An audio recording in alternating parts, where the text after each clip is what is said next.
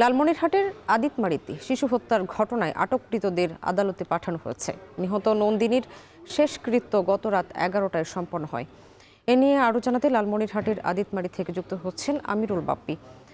বাপ্পি, জানাবেন গতকালের সহিংস ঘটনার পর আজকে কি পরিস্থিতি দেখছেন?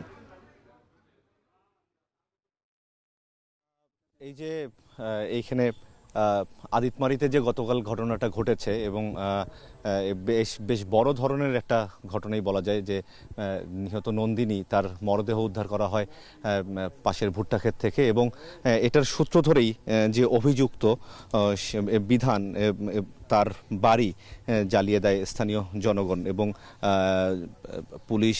পুলিশ এবং জেলা প্রশাসনের পক্ষ থেকে এসেছিলেন পুলিশ সুপার এবং ডিসি।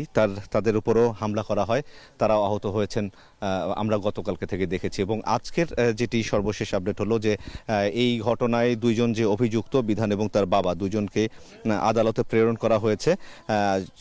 খুব সম্ভবত তাদের জামিন নামঞ্জুর করে আজকে জেল হাজতে প্রেরণ করা হবে, এরকমটি আমরা শুনতে পেয়েছি।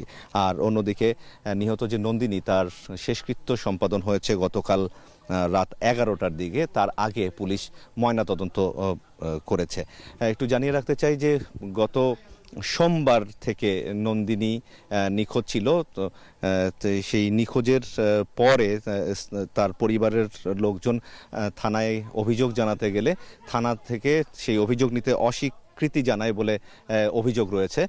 তো তারপরে গতকাল সকালবেলা নন্দিনীর বাড়ির পাশের ভুট্টাক্ষেত থেকে তার মরদেহ উদ্ধার করা হয় এবং এর পরেই আসলে ঘটনাটি এরকম সহিংসতায় রূপ নেয় এবং পুলিশ প্রশাসনের ওপর অভিযোগ যে তারা সময় মতো পদক্ষেপ নিলে হয়তো এই দুর্ঘটনাটি ঘটতো না।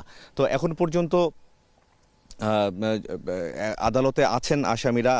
আমরা যে এখানে আছি ফলিমারি যে গ্রামে, এবং দেখছি যে এখনো এই বিধ্বস্ত অবস্থাটি আছে অভিযুক্তর বাড়ির। এর পাশে এই হচ্ছে যে নন্দিনীর বাড়ি এবং তার পিছনেই আছে সেই ভুট্টাক্ষেত যেখান থেকে নন্দিনীর মরদেহ উদ্ধার করা হয়েছে।